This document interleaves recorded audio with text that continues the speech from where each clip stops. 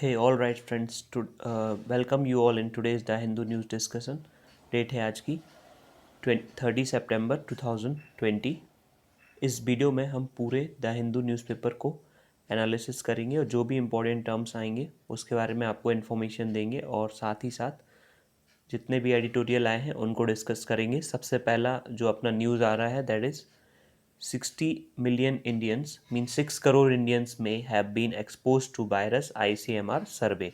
जो ICMR है, Indian council of medical research, उन्होंने सीरो सर्वे किया है। सीरो सर्वे में क्या होता है, जो सीरो सर्वे जो है वो पर्सन का जो ब्लड है उसको एक्सट्रैक्ट कर लिया जाता है, ब्लड को एक्सट्रैक्ट कर लिया जाता है और फिर उस ब्लड में पर्टिकुलर एंटीबॉडीज़ को ट्रैक किया जाता है कि अगर ब्लड में एंटीबॉडी बन चुकी है देन वो पर्सन इन्फेक्टेड हो चुका है, और अगर वो पर्सन ठीक है मतलब वो वायरस की वजह से सरवाइव कर चुका है।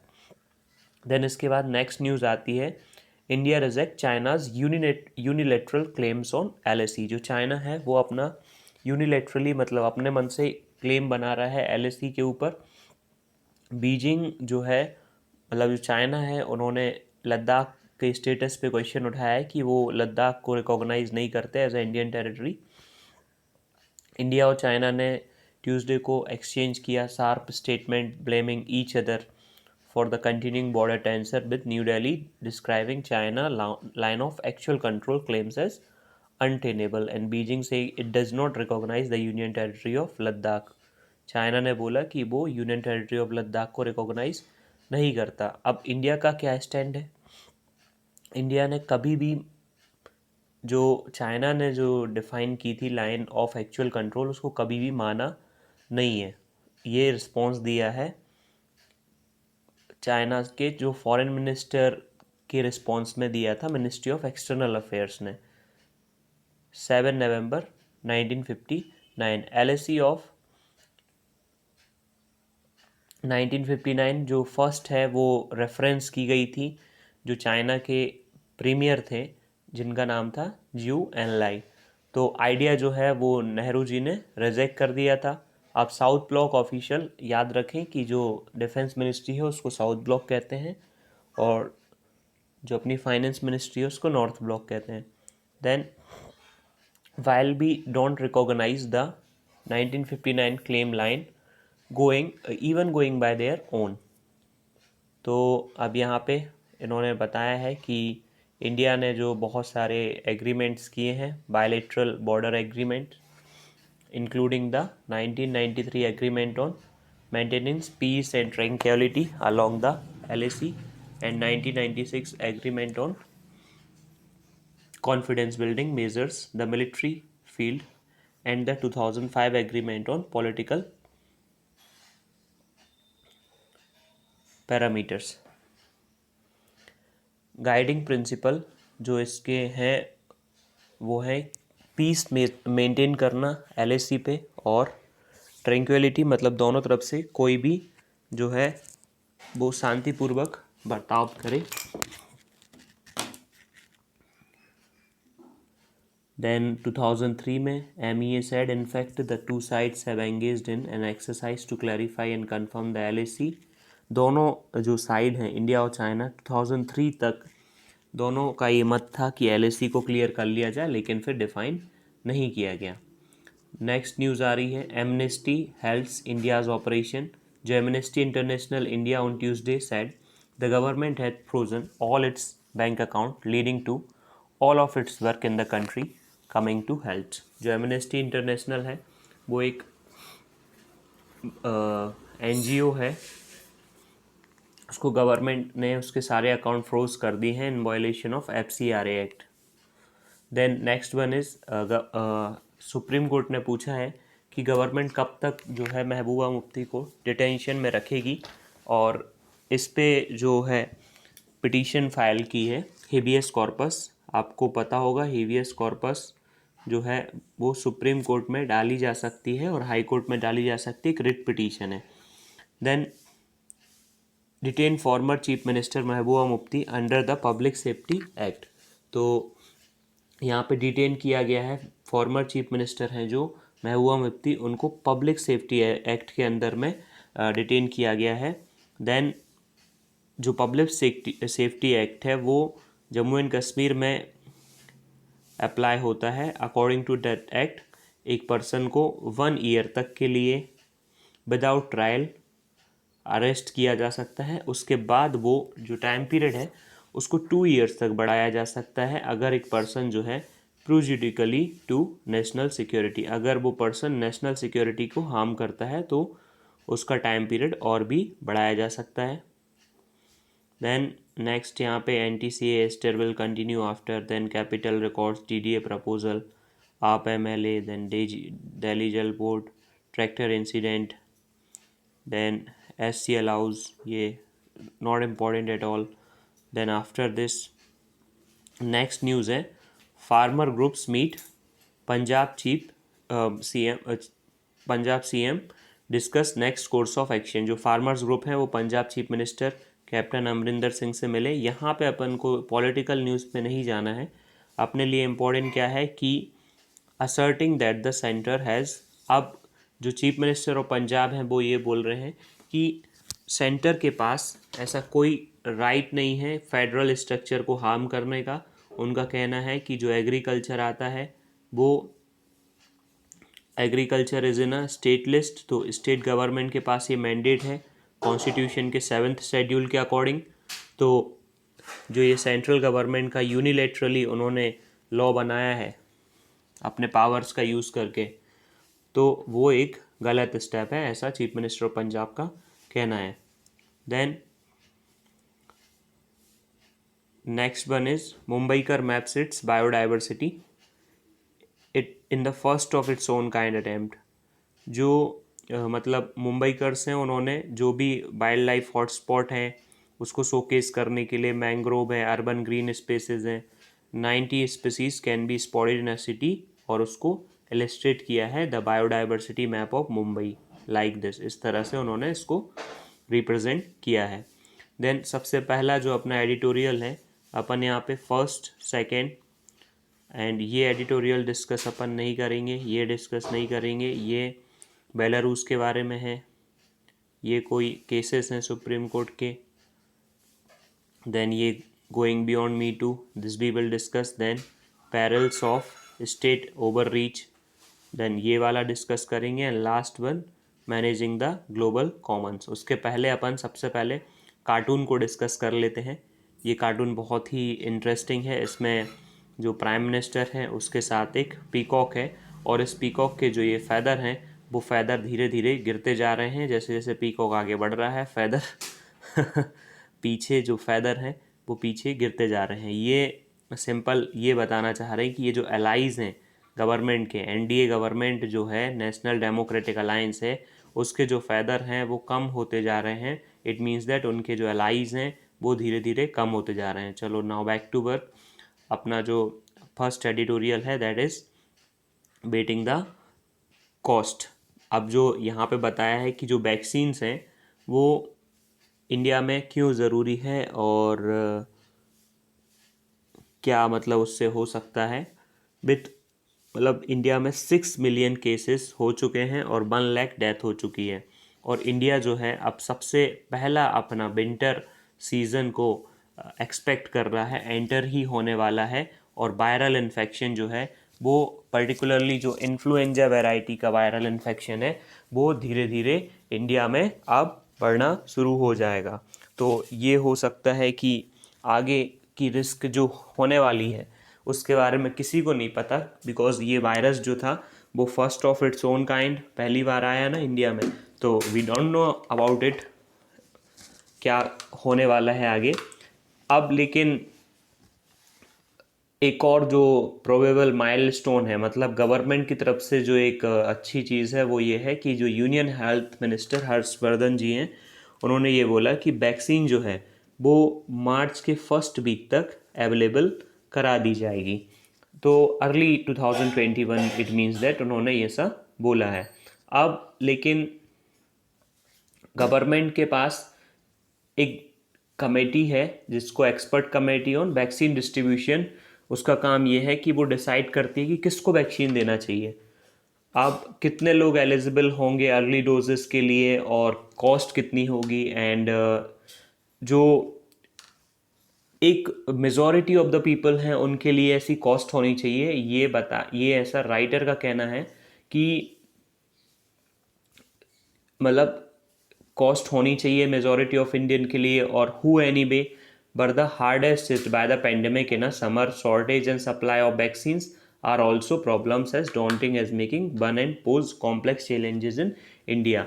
अब यहाँ पे राइटर जो है वो ये कह रहा है कि जब कोविड-19 का टेस्ट करना था मार्च में, तब टेस्ट गवर्नमेंट फैसिलिटी में अवेलेबल था, बट वो हर एक पर्सन के लिए एक्सेसिबल नहीं था, हर एक पर्सन का टेस्ट नहीं किया जा रहा था। तो क्या ऐसा ही वैक्सीन के साथ होगा? अब गवर्नमेंट को अभी भी ये मेक करना है डिसीज़न कि आखिर वो कैसे डिसीज़न लेगी उस चीज़ को डिस्ट्रीब्यूट करने के लिए, वैक्सीन को डिस्ट्रीब्यूट करने के लिए। अब गवर्नमेंट जो है, एक एक रास्ता गवर्नमेंट के पास है कि वो नेशनल इम्यूनाइजेशन जो प्रोग्राम है उसके अंडर वैक्सीन का डिस्ट्रीब्यूशन करे। तो national immunisation programme, this initiative जो है, ये जो इनिशिएटिव है वो करंटली 9 वैक्सीन्स को पर्सनस को ऑफर करता है जो कि चिल्ड्रन और प्रेग्नेंट वुमेन होते हैं। द जो पेंडेमिक है वो वैक्सीन तो इंटरनेशनली सभी के लिए चाहिए, तो जो गावी है, Gavi COVAX Alliance has emerged as the largest coordinator of vaccine development as well as distribution of probable vaccine based on the combination of payments by 78 high income countries donation।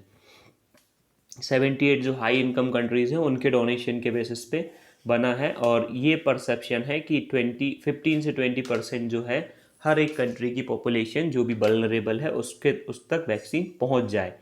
अब मैं ये आपको पहले ही बता चुका हूँ ये वाला पैरा कि गवर्नमेंट ने जब मार्च में पेंडेमिक आया था तब टेस्ट करने की गवर्नमेंट की कैपेसिटी थी नहीं, और उस समय भी टेस्ट लोगों को नहीं मिल पा रहे थे। गवर्नमेंट की फैसिलिटी तो थी बट टेस्ट लोगों को नहीं पहुंच पा रहे थे। तो अब यहाँ पे राइटर का यही कंसर्न है कि it is to be anticipated, जो वैक्सीन डिलीवरी है वो एक प्रोटेक्टेड प्रोसेस है, और ये बहुत इसमें टाइम लग जाएगा जब तक एक एवरेज सिटीज़न को एक्सेस इसका मिलेगा। अब इंडिया में अपन ने 3 वैक्सीन कैंडिडेट देखे थे, कोवैक्सीन, कोविशील्ड एंड 1 ZYD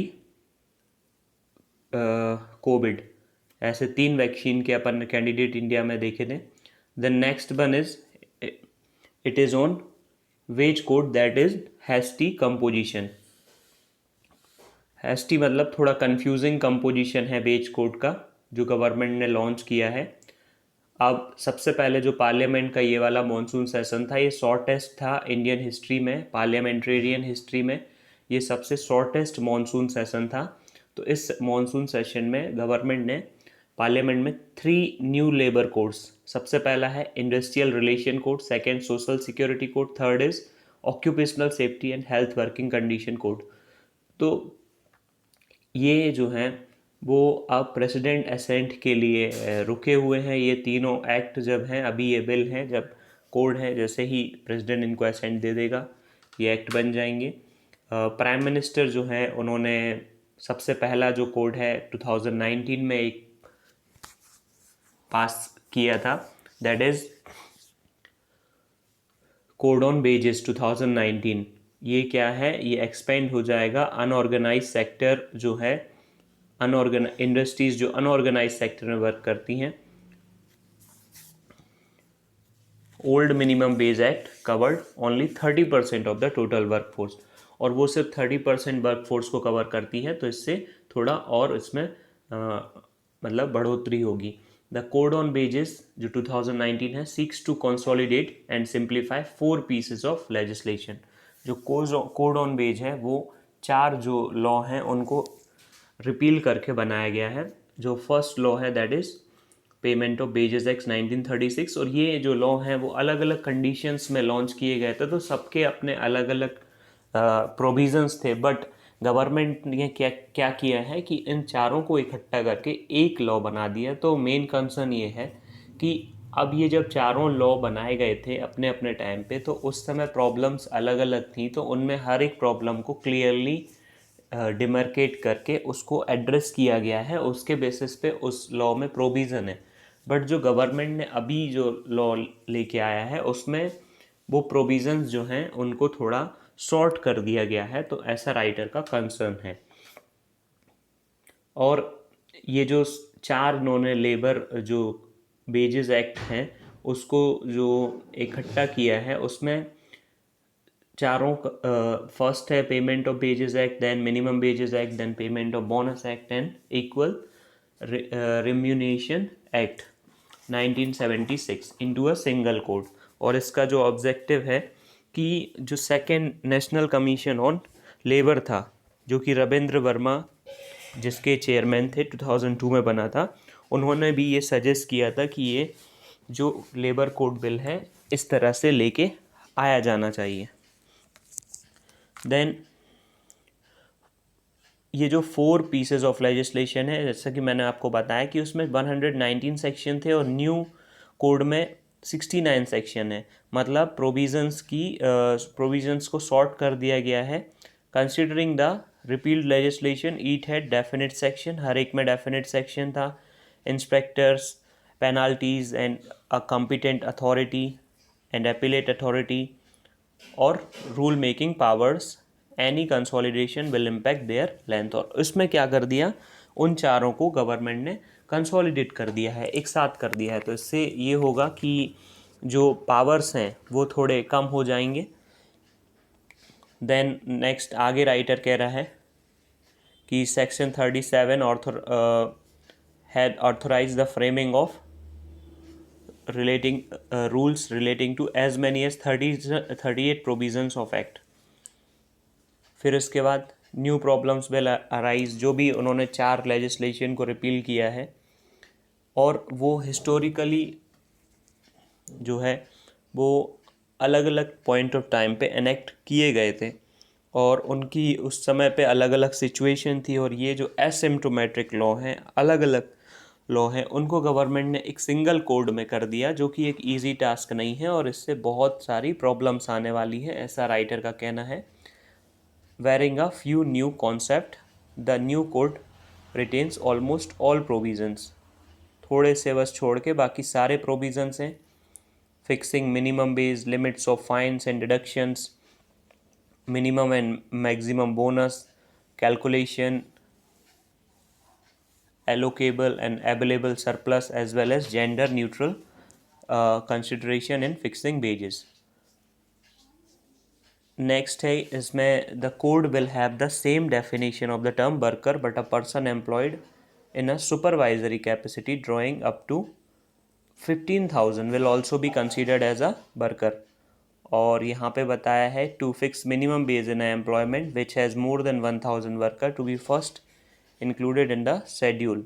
मतलब शेड्यूल में मिनिमम बेस फिक्स करने का जो पावर है वो 1,000 वर्कर्स वाली फैक्ट्री को दे दिया गया था। The central government will have the power to fix a floor wage once it is fixed. अब फ्लोर बेस मतलब जैसे कि मिनिमम सपोर्ट प्राइस होता है एक फ्लोर प्राइस, वैसे ही मिनिमम बेस होता है एक फ्लोर बेस, जिससे गवर्नमेंट ये बाइंड करती है कि कोई भी गवर्नमेंट या फैक्ट्री जो भी वर्कर्स जो भी ये कोड को फॉलो कर रही है वो कभी भी उस फ्लोर बेस से थोड़ा कम पैसे वर्कर को नहीं देगी। अब इसके बाद इसका कॉन्फ्लिक्ट जो है वो मनरेगा के साथ हो रहा है। दैट इज़ मनरेगा जो है सुप्रीम कोर्ट ने, सेवरल जो हाई कोर्ट्स हैं उन्होंने मिनिमम वेज एक्ट को ओवरराइड कर दिया। मिनिमम वेज एक्ट की वजह से मनरेगा को ओवरराइड कर दिया है। Then foremost in the labor code bill will be the enforcement provision and sections behind it. The code has created an omnibus inspector cum facilitator who will act as the inspection scheme for framed by the government, and he will advise employer and worker to comply with provisions of the code and may carry out inspection as may be signaled by the government. अब यहाँ पे एक और important information है कि new जो bill है उसमें जो अपीलेट की पावर है वो मजिस्ट्रेट के हाथ में ना देके एक जो है एग्जीक्यूटिव ऑफिसर के हाथ में दी है, जो कि sought to be vested with the जो जुडिशियल फंक्शन है वो एक एग्जीक्यूटिव के हाथ में है, जो कि आर्टिकल 50 है जो कॉन्स्टिट्यूशन का, उसका वॉयलेशन है, जहाँ पे स्टेट मतलब जो गवर्नमेंट है उसको ये मैंडेट किया गया है कि वो सेपरेट करके रखेगी एग्जीक्यूटिव और जुडिशरी को पब्लिक सर्विस में। तो ये यहाँ पे वॉयलेशन हो रहा है। Then next one is going beyond the me too movement. आपको ये पता होगा कि जो पायल घोष है उन्होंने अनुराग कश्यप के ऊपर सेक्सुअल हरासमेंट का केस लगाया है। तो उसके बेसिस पे यहाँ पे राइटर का कंसर्न ये है कि सुप्रीम कोर्ट के जो विशाखा गाइडलाइंस हैं जो प्रोवाइड करती हैं कि सेफ वर्किंग एनवायरनमेंट होना चाहिए वुमेन के लिए, और जब कोई वुमेन लीगल रिकोर्स लेने जाती है तो उसको एक्टिवली बहुत सारी प्रॉब्लम्स का सामना करना पड़ता है। अब यहाँ पे मी टू जो है वो एक सिर्फ सिम्टम है प्रॉब्लम का, लेकिन इसका क्योर नहीं है, ऐसा राइटर का कहना है। फिर ये अनक्लियर है कि जो वुमेन है वो अब गवर्नमेंट की जो गाइडलाइंस है उसके अकॉर्डिंग हर एक जो कंपनी है या कोई भी पब्लिक वर्क डिपार्टमेंट है वहाँ पे कहीं पे भी वहाँ पे इंटरनल कंप्लेंट्स कमेटी होती है या फिर लोकल कंप्लेंट्स कमेटी होती है। तो क्या उन्होंने जो पायल घोष हैं उन्होंने क्या इनके यहाँ पे अपना मत रखा था, क्या यहाँ पे उस बात को क्लियर किया था, ऐसा राइटर का कहना है। But this is no reason to amplify the framework itself can be substituted by. अब यहाँ पे जो राइटर है वो बोल रहा है कि नेमिंग एंड सेमिंग चल रही है, मतलब किसी का भी नेम लेके उसको मतलब उसका जो उसकी जो क्रेडिबिलिटी है या उसकी जो इमेज है उसको ख़राब करने की बात यहाँ पे चल रही है। गवर्नमेंट को एक रोबस्ट सिस्टम बनाना चाहिए और एक सिस्टम होना चाहिए जिससे कि लोगों के राइट्स जो हैं वो वायलेट ना हो, वो सिक्योर हो, और जो मेंटल और फिज़िकल वेलबींग है that should also be secured. अब जो सॉरी नेक्स्ट न्यूज़ आ रही है दैट इज़ फ्रॉम, ये जो नेक्स्ट एडिटोरियल है वो parallels of state over reach, मतलब स्टेट जो है वो अपना ओवर रीच कर रही है, उसका क्या उसकी क्या परिणाम हो सकते हैं, उसके क्या खतरे हैं। जो वोडाफोन ग्रुप है one of the most high staking legal battles जो है उसने जीत ली है, वो कि inter investor state dispute settlement tribunal constituted under India Netherlands bilateral investment treaty. जो इंडिया और नीदरलैंड है उनके बीच में बायलैटरल इन्वेस्टमेंट ट्रीटी हुई थी 2018 में, has rule that India imposition of tax liability, जो इंडिया ने इम्पोज किया है वोडाफोन के ऊपर कि 22,000 करोड़ रुपए जो हैं आपके बाकी हैं। तो इंडिया जो पार्लियामेंट है उन्होंने 2012 में इनकम टैक्स एक्ट में चेंजेस किए थे कि जो भी कंपनी है या पर्सन है वो इंडिया में काम कर रहा है तो उसके ऊपर 1962 से जो भी टैक्स की लायबिलिटी है उसको देखा जाएगा। तो उस समय जो डेप्यूटी चेयरमैन थे प्लानिंग कमीशन के मोंटेक सिंह आलूवालिया, उन्होंने ये बात उस समय के जो फाइनेंस मिनिस्टर थे प्रणब मुखर्जी उन पे उठाया था कि ये आपको नहीं करना चाहिए। उस समय जो गवर्नमेंट अपोजिशन में चीफ अपोजिशन पार्टी थी उसने भी टैक्स टेररिज्म बोला था इसको, और लोगों का ये विश्वास था कि जब बीजेपी की गवर्नमेंट आई है तो वो मतलब मेजॉरिटी में है तो वो एक ऐसा डिसीज़न ले सकती है जिसकी हेल्प से ये लॉ ख़त्म हो सकता है। लेकिन लीगल एनालिसिस जो केस है उसका उसमें मतलब अवार्ड दिया गया और साथ में 40 करोड़ रुपीस इंडियन गवर्नमेंट को पे करने को बोला गया है, जो कि वोडाफोन के इस चीज़ में खर्च हुए हैं। और जो वो मनी है वो इंडियन टैक्स पेयर्स का है, तो टैक्स पेयर्स मनी यूज़ किया जा रहा है वोडाफोन को पे करने के लिए।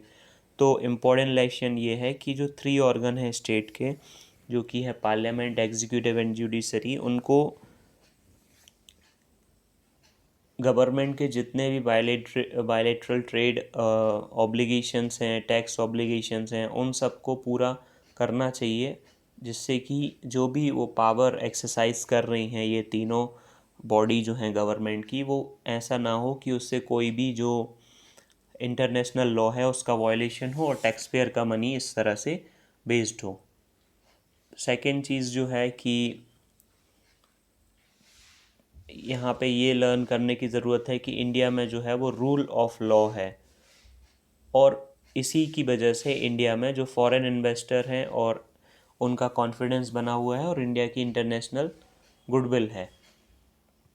अब अगर गवर्नमेंट जो है वो उसको चैलेंज करती है, जो भी रिज़ल्ट आया है, तो अब गवर्नमेंट ये कह सकती है कि ये पब्लिक, जो गवर्नमेंट की पब्लिक पॉलिसी है, जो गवर्नमेंट ने बनाई है, इंडिया एक सोवरेन कंट्री है, तो वो कोई भी ऐसा लॉ बना सकती है जो उसके पार्लियामेंट पास करे, तो इंडिया ये स्टेट कर सकती है कि ये उसकी पब्लिक पॉलिसी का वॉयलेशन है। अब तो इस तरह से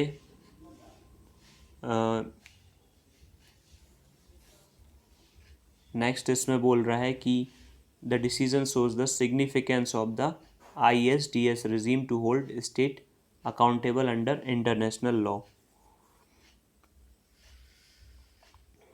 और अगर मोदी गवर्नमेंट सचमुच सीरियस है जो फॉरेन इन्वेस्टर हैं उनको इंडिया में लाने के लिए, तो उनको इंटरनेशनल जो ये ट्रिब्यूनल है उसकी बात माननी ही चाहिए।